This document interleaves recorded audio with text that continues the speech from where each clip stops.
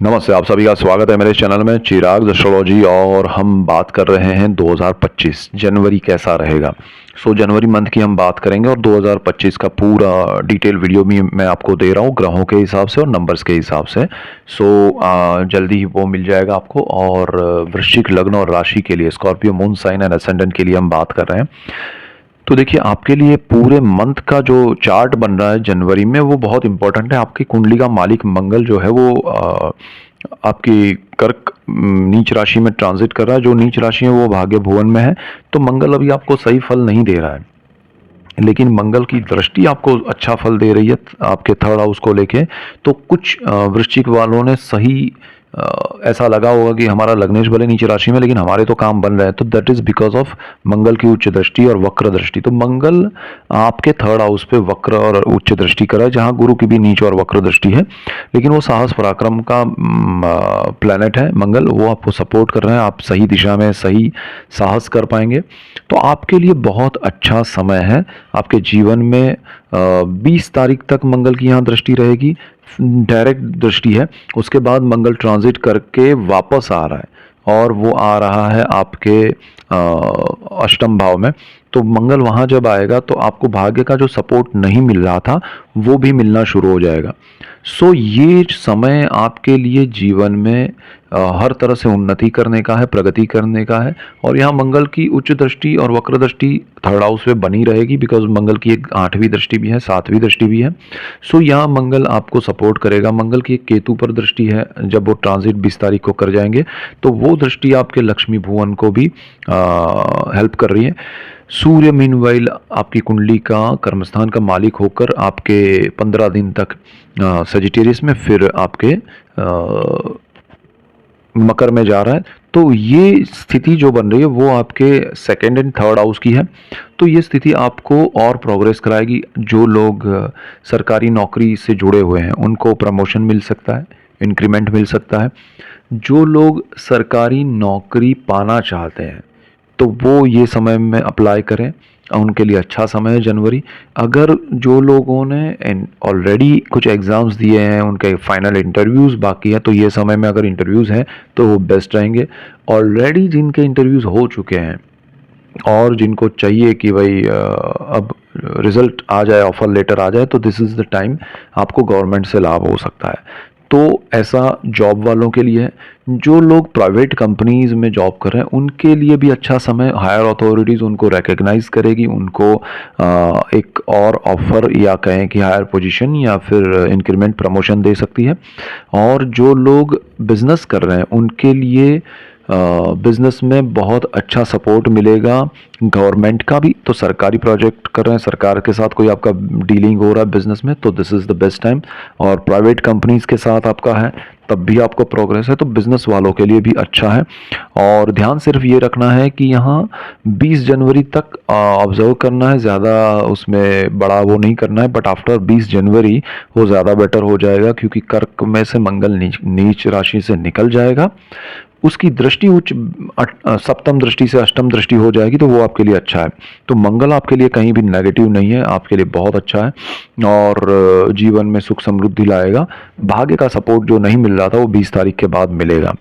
गुरु आपके सप्तम भाव में है और जनवरी में थ्रू आउट वक्र स्थिति में है, वो फर्स्ट हाउस पे दृष्टि है। तो आपको यहाँ पर पॉजिटिविटी गुरु की भी मिल रही है, वक्र दृष्टि है उनकी। तो ये दृष्टि योग से क्या हो रहा है कि आपको सही सोचना, सही दिशा में सोचना, सही निर्णय ले पाना, वो गुरु की पॉजिटिविटी मिल रही है। साइमल्टेनियसली गुरु सप्तम भाव में, ये सही नहीं है। आपके लाइफ पार्टनर, आपके बिजनेस पार्टनर, उनके साथ आपका प्रॉब्लम हो सकता है। लाइफ पार्टनर से हो सकता है कि कोई डिस्टर्बेंस क्रिएट हो, डिस्टेंस क्रिएट हो। आपके लाइफ पार्टनर को जॉब के लिए या बिजनेस के लिए या किसी भी वर्कलोड की वजह से दूर जाना पड़े, दूसरे कंट्री में, स्टेट में या कहीं भी, या आपको उनसे दूर जाना पड़े, तो ऐसा पॉसिबल बनेगा जो आपको स्ट्रेस देगा। तो मैनेज तो आप करेंगे लेकिन स्ट्रेस के साथ करेंगे। वो जो कंफर्ट है वो आपका थोड़ा कम हो जाएगा, तो ये चीज़ें भी पॉसिबल बनेगी। बिजनेस में पार्टनरशिप ब्रेक हो सकती है या उसमें प्रॉब्लम्स हर्डल्स आ सकते हैं, तो वो ज़रा ध्यान रखिएगा। आप अगर स्टूडेंट है तो जनवरी में आपको ध्यान देना है, क्योंकि राहु वहाँ बैठे हुए हैं, वीनस उस स्थान में आ रहे हैं, गुरु स्थान के मालिक होकर सप्तम भाव में।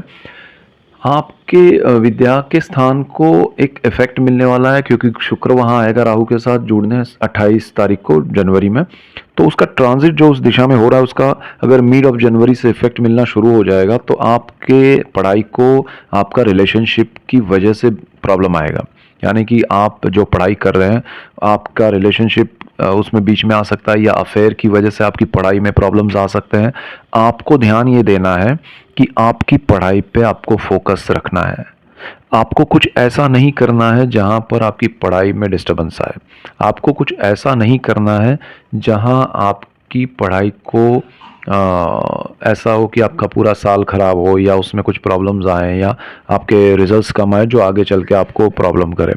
तो ये चीज़ थोड़ी ध्यान रखिएगा ये मंथ में। और थ्रू आउट द टाइम यहाँ पर आपको एक एक्स्ट्रा अफेयर या कहें कि एक्स्ट्रा मैरिटल अफेयर भी हो सकता है या स्टूडेंट्स है तो उनके लिए अफेयर हो सकता है, रिलेशनशिप हो सकता है। बट वो कितना अच्छा होगा वो आप थोड़ा मिल के एक दूसरे से कितना वो सही है आपके लिए वो समझिएगा, अदरवाइज़ वो चीज़ आपके करियर को स्पॉइल कर सकती है। सो बी केयरफुल। यहाँ शनि जो है वो आपके लिए बहुत शुभ स्थिति में है, चतुर्थ भाव में, सुख भाव में, सुख भाव का मालिक होकर वहाँ बैठा है।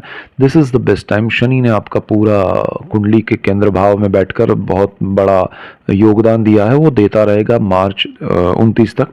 तो शनि आपके सुख को बरकरार रख रहा है और आगे भी रखेगा। सो डोंट वरी, आपको बहुत अच्छा रहेगा। प्रॉपर्टी से बहुत सारे बेनिफिट हो सकते हैं, जहाँ आप प्रॉपर्टी खरीद सकते हैं। नहीं, आपको अपग्रेड करना है, अपडेट करना है कुछ चीज़ें, प्रॉपर्टी, ज़मीन, मकान, इवन माता के हेल्थ को लेके कोई चिंता है तो उसमें भी अच्छे सॉल्यूशंस आएंगे। तो सारी चीज़ें अच्छी हो रही है। यहाँ आपको हेल्थ के हिसाब से सोचना है तो थोड़ा ध्यान रखना है। हाइपर वे में अगर आप कुछ करेंगे यानी कि ओवर थिंकिंग की वजह से या स्पीड में या फिर आप चाहेंगे कि भाई अग्रेसिव वे में, गुस्से में कि भाई मुझे ये काम होना ही चाहिए, किसी भी रूप में होना चाहिए, चाहे कुछ भी हो, समय को आप समझेंगे नहीं, अगर पहचानेंगे नहीं और कूद पड़ेंगे, that will be harmful for your health. वो स्ट्रेस आपकी हेल्थ को ख़राब करेगा जो भी आप कर रहे होंगे। इवन आप हेल्थ को लेके कोई बड़ा निर्णय लेने जा रहे हैं तो ओपिनियन लीजिए, प्लानिंग कीजिए, शांत मन से आगे बढ़िए तो ही बेनिफिट है। अदरवाइज वही चीज़ हेल्थ जहां आप सुधार के लिए जा रहे हैं वही चीज़ आपको प्रॉब्लम कर सकती है। जो लोगों को जॉइंट्स वगैरह की प्रॉब्लम है तो उनको ध्यान रखना चाहिए। जिनके वेन्स जो स्ट्रेच हो जाती है तो वो प्रॉब्लम्स हैं उनको ध्यान रखना चाहिए। अगर नहीं हुआ ऐसा तो वो हो ना जाए उसका ध्यान रखना है। और बहुत सारे लोगों के लिए हेल्थ को लेके मेजर कंसर्न ये रहेगा कि आपको ज़्यादा हेल्थ कॉन्शियस होके बहुत कुछ उसका ध्यान रखना वही आपके लिए अच्छा नहीं रहेगा। सो नॉर्मल रूटीन में रहिए, नॉर्मल वॉक कीजिए, नॉर्मल जो चीज़ें आप कर सकते हैं हेल्थ के लिए, योगा प्राणायाम कीजिए, मेडिटेशन कीजिए, मन शांत रखिए। जितना आपका मन शांत रहेगा उतने आपके निर्णय सही होंगे, सही निर्णय से सही दिशा होगी और सही दिशा से सही हेल्थ होगी। सो बी क्लियर कि यहाँ कोई बड़ा कुछ करने की कोशिश मत कीजिए वरना बहुत बड़ा कुछ हो जाएगा जो आपके कंट्रोल में नहीं होगा, जो आपको पता नहीं है, जो आपने चाहा नहीं है। सो ये ध्यान रखना है। ओवरऑल टाइम बहुत अच्छा है। जनवरी में जो चीज़ें होंगी वो मार्च, अप्रैल और जून तक उसमें वृद्धि होती जाएगी और थ्रू आउट द ईयर उसका इफेक्ट आपको मिलेगा। तो आपको ये ध्यान रखना है। मीनवाइल मैं आपके लिए 2025 का डिटेल वीडियो देने जा रहा हूँ ग्रहों के हिसाब से, पूरे साल का और नंबर्स के हिसाब से। सो एक ब्रीफ नंबर के हिसाब से भी मिलेगा, अलग से मिलेगा। सो डोंट वरी, ऐसे ही डिटेल वीडियोस मैं आपके लिए लेके आ रहा हूँ। इसलिए आपको मेरा चैनल चिराग एस्ट्रोलॉजी लाइक करना है, शेयर करना है, सब्सक्राइब करना है, बेल आइकन जरूर दबाएं ताकि आपको लाभ हो और आप सबको लाभ होगा तो मुझे खुशी होगी।